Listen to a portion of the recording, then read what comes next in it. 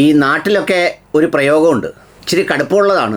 കേൾക്കാൻ പ്രയാസമുള്ളവർ ശബ്ദം കുറച്ച് വെക്കുകയോ അല്ലെങ്കിൽ വേറെന്തെങ്കിലും മാർഗ്ഗം സ്വീകരിക്കുകയോ വേണം. അത് വേറൊന്നുമല്ല, മലം ഭക്ഷിക്കാം, പക്ഷേ അർശസ്സുള്ളവൻ്റെ ഭക്ഷിക്കരുത് എന്ന് പറയാറുണ്ട്. അത് പറയുന്നത് എന്താണെന്നറിയോ? അങ്ങനെയുള്ളവൻ്റേതാണെങ്കിൽ അതും കഴിച്ചുകൂടാത്തതാണ് എന്നാണ് അതിൻ്റെ അർത്ഥം. ഇപ്പോൾ കഴിഞ്ഞ ദിവസം വൈകുന്നേരം രംഗത്ത് വന്നു.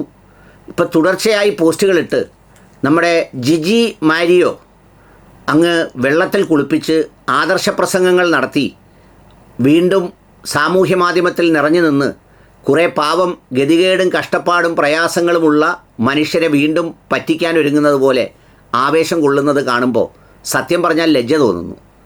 അതിൽ മാരിയോ ജോസഫിൻ്റെ അവിടെയാണോ, അതല്ല അജ്മൽ സാംസൻ്റെ കയ്യിലാണോ, അതല്ല ഈ ജിജി മാരിയോയുടെ കയ്യിലാണോ, ഇനി സേവിയറിൻ്റെ കയ്യിലാണോ, അല്ലാത്ത ത്രേസ്യാമ്മയുടെ കയ്യിലാണോ ന്യായം എന്നുള്ള ന്യായമൊന്നും മണപ്പിച്ച് നോക്കുന്നതിന് മുമ്പ് ഒരു പൊതുതത്വം പറയട്ടെ.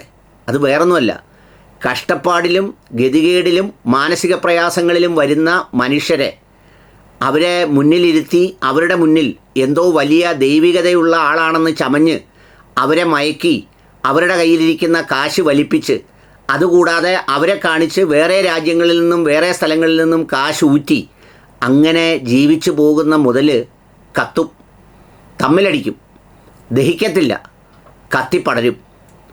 അതൊക്കെയാണ് ഇപ്പോൾ കണ്ടുകൊണ്ടിരിക്കുന്നത്. ഈ മോട്ടി വിഷം എന്ന് പറയുന്ന ഒരു സംഗതിയും കുറച്ച് ചാരിറ്റിയും അതിനകത്ത് അങ്ങോട്ട് കയറ്റി അതിൽ കുറച്ച് മതപരിവർത്തനത്തിൻ്റെ മതം മാറി വന്നതിൻ്റെ കഥയും എല്ലാം കൂടെ ചേർത്താൽ ഏറ്റവും ബെസ്റ്റ് വിഭവമാണ് ഇന്ന് അത് വിറ്റെടുക്കാൻ. സാധാരണ ക്രൈസ്തവ മതവിശ്വാസികളെ ഞാൻ വിശ്വസിച്ചിരുന്നത് എന്താണെന്നറിയോ? അവർ ഈ ബാക്കി സമുദായങ്ങളെക്കാൾ കുറച്ച് വിവരവും വിവേകവും തിരിച്ചറിവും ഒക്കെ ഉള്ളവരാണെന്നാണ് വിചാരിച്ചത്. പക്ഷേ ഇവരിങ്ങനെ കെട്ടിയാടിയപ്പോൾ അതിൽ വിശ്വസിച്ച് ഇതുപോലെ വാരിക്കോരി കൊടുത്ത് യഥാർത്ഥത്തിൽ അവരൊക്കെ തമ്മിലുള്ള തർക്കത്തിൻ്റെ വിഷയം എന്താ? ഒറ്റ വിഷയമേ ഉള്ളൂ. അത് വിശ്വാസമൊന്നുമല്ല, അത് സത്യസന്ധതയല്ല, സുതാര്യതയല്ല, മൂല്യങ്ങളല്ല, വേദവിശ്വാസങ്ങളിലുള്ള വ്യത്യാസങ്ങളല്ല, മുതലിന് വേണ്ടിയുള്ള അടിയാണ്. സമ്പത്ത് കുമിഞ്ഞു കൂടിയപ്പോൾ അതിൻ്റെ ആധിപത്യം ആർക്ക് വേണം എന്നുള്ളതിനെ സംബന്ധിച്ച തർക്കമാണ്. നിങ്ങൾ ഓർത്തു നോക്കൂ, ഈ ആൾ എവിടെല്ലാം നടന്ന് പ്രഭാഷണം നടത്തി? ക്ഷേത്രങ്ങളിൽ, അമ്പലങ്ങളിൽ, ബാക്കിയുള്ള സ്ഥലങ്ങളിൽ എല്ലായിടത്തും ഒരുപാട് പാവപ്പെട്ടവരായ നിരപരാധികളായ മനുഷ്യർ ഇവരുടെ അവതരണം കേട്ടിങ്ങനെ ഇങ്ങനെ വല്ലാണ്ട് എന്താ പറയുക, അതിൽ ഭ്രമിച്ചിരിക്കുക.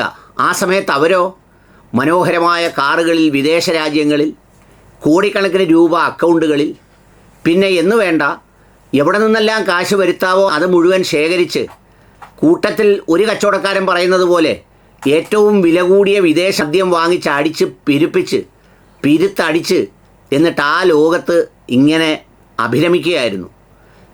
ഈ സാധാരണക്കാരായ എന്നെ കേൾക്കുന്ന വിശ്വാസികൾ ചെയ്യേണ്ടത് എന്താണെന്നറിയുമോ? 10 പൈസ ഇനി വഴിയിൽ കളഞ്ഞാലും ഭിക്ഷക്കാർക്ക് കൊടുത്താലും കുഴിച്ചിട്ടാലും, ഇനി പോട്ടെ കള്ളു കുടിക്കുന്നവൻ കൈ നീട്ടിയാൽ പോലും കൊടുത്താൽ ഇതിനേക്കാൾ അന്തസ്സുണ്ട്. എന്ന് പറഞ്ഞാൽ അവൻ പരസ്യമായിട്ടാണല്ലോ കുടിക്കുന്നത്, അല്ലാതെ ആരെയും പറ്റിച്ച് ഈ പറയുന്ന പോലെ വേഷം കെട്ടി നാടകം കളിച്ചല്ലല്ലോ ഇതൊന്നും ചെയ്യുന്നത്. കഴിഞ്ഞ ദിവസം ഈ തലയ്ക്കടിച്ച കഥയും എറിഞ്ഞ കഥയും അത്തരം കാര്യങ്ങളുടെ തെളിവുകളായി ഡോറ് തുറക്കൂ, ഡോറ് തുറക്കൂ, ക്യാബിൻ തുറക്കൂ, ക്യാബിൻ തുറക്കൂ, പ്ലീസ് പ്ലീസ് ക്യാബിൻ തുറക്കൂ. കഴിഞ്ഞ് ഇവർ ഇരച്ചിങ് വന്നു ആ വീട്ടിലേക്ക്. ഞാൻ തന്നെ നിട്ട് അത് ഗ്ലാസ് ആണ് ഡോറ്. ഞാൻ അത് ഓടിപ്പോയി ക്ലോസ് ചെയ്യാൻ നോക്കിയപ്പോൾ അതിന് ക്ലോസർ ഉള്ളതുകൊണ്ട് പെട്ടെന്ന് അടയില്ല എന്നൊക്കെ പറഞ്ഞ് ചില സംഗതികളുണ്ട്. അതുപോലെ മറുവശത്തൊന്നും വീഡിയോ ഇഷ്ടം പോലെയുണ്ട്, ധാരാളം വീഡിയോകളുണ്ട്. പിന്നെ അതൊന്നും ഒരു ശരിയല്ല. നമ്മളില്ല പണ്ടാരോട് പറഞ്ഞ പോലെ ചിലർ പറയും ഇത് കുടുംബ പ്രശ്നമല്ലേ. ഇത് കുടുംബ പ്രശ്നം മാത്രമല്ല, ഇത് ഇവർ ഈ മതം മാറിയതിൻ്റെ ബ്രാൻഡ്, പിന്നെ മോട്ടിവേഷൻ്റെ ബ്രാൻഡ്, പിന്നെ സൈക്കോളജിയുടെ ബ്രാൻഡ്, പിന്നെ ആന്ത്രോപോളജിയുടെ ബ്രാൻഡ് എന്ന് പറഞ്ഞാൽ പ്രൊഫഷണലിസവും മതവും അറിവും പിന്നെ വിഷവും എല്ലാം കൂടി കൂട്ടിക്കുഴച്ച ഒരു വിഭവമാണ് വിറ്റെടുത്തുകൊണ്ടിരുന്നത്. എന്നിട്ടാണ് ഈ ന്യായം നടത്തിയത്. മറുവശത്ത് തല പൊട്ടിച്ചത് എന്ന് പറഞ്ഞ് വേറൊരു വീഡിയോ പുറത്തു വിടുന്നുണ്ട്. ആ വീഡിയോ ഒന്ന് കണ്ടു നോക്കൂ.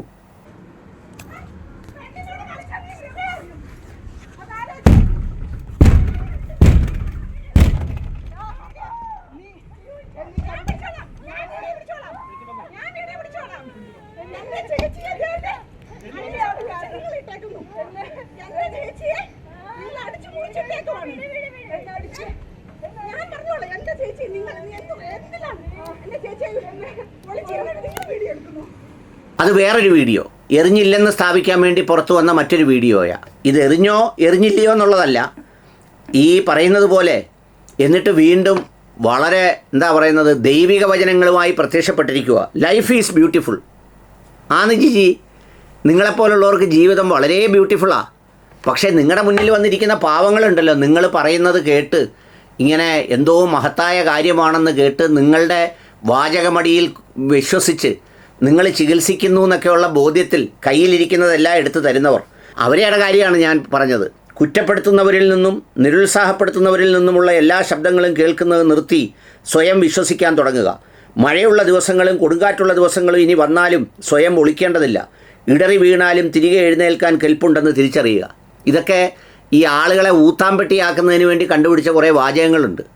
ഇതുപോലുള്ള കുണസാരന്മാരും കുണസാരികളും സാമൂഹ്യ മാധ്യമത്തിൽ ഇറക്കുന്ന ചില വാചകങ്ങളാണ്. ഇങ്ങനെ അങ്ങ് അന്തരീക്ഷത്തിൽ നേർക്ക് നേരെ പച്ചയായ മനുഷ്യൻ്റെ കാര്യം പറയും. പച്ചയായ മനുഷ്യനല്ലേ യാഥാർത്ഥ്യം? പറ്റിച്ചോ? കാശിനാണോ അടിയിട്ടത്? കള്ളു കുടിച്ച് കൂത്താടിയോ? അതിൻ്റെ പേര് തമ്മിലടിച്ചോ? കർണക്കുറ്റി അടിച്ച് പൊട്ടിച്ചോ? വ്യാജോപ്പിട്ട് കാശടിച്ചോ? രണ്ടുപേരൂടെ ചേർന്ന് ഈ വന്ന വിശ്വാസികളെ മുഴുവൻ പറ്റിച്ചോ? അതിനൊക്കെ നേർക്ക് നേരെ ഉത്തരം പറയേണ്ടതിന് പകരം കൊടുങ്കാറ്റ് വന്നാലും കാറ്റ് വന്നാലും ഇതൊക്കെ കേൾക്കുമ്പോഴത്തേക്ക് കുറേ വിഡ്ഢികൾ ആവേശം കൊണ്ട് അതിൻ്റെ അടിയിൽ വന്ന് ചിരിച്ചറിഞ്ഞില്ല, നിഷ്കളങ്കത പുറത്തു വരും, പൂക്കൾ വിരിഞ്ഞു വരും എന്ന് പറയുന്ന കുറേ മനോരോഗികളും. കഷ്ടമാണ്, കഷ്ടം.